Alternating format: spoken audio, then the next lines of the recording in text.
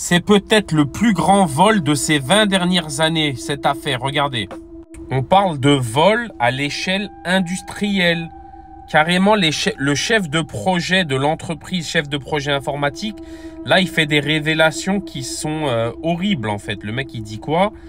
Il dit carrément, ils avaient ordre de rajouter des fonctionnalités dans le logiciel pour que le logiciel prélève en masse dans des délais très très courts.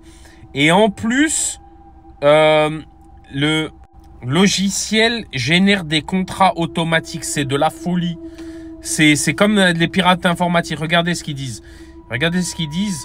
J'ai ressenti comme une accélération de prélèvement abusif courant 2022. Ça, c'est le chef de projet informatique qui le dit.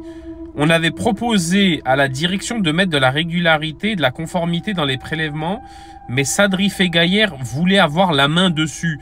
En fait, le mec, il voulait avoir la main sur les comptes des gens.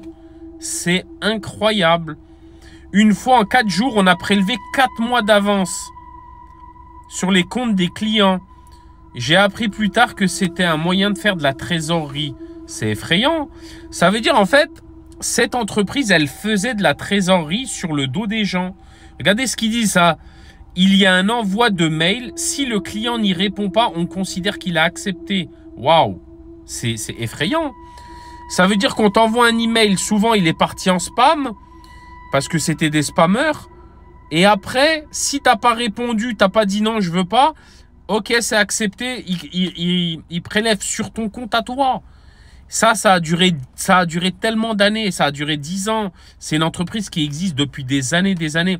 C'était devenu du vol à l'échelle industrielle. Est-ce que toi, tu as été victime de ça ou tu connais quelqu'un qui a été victime?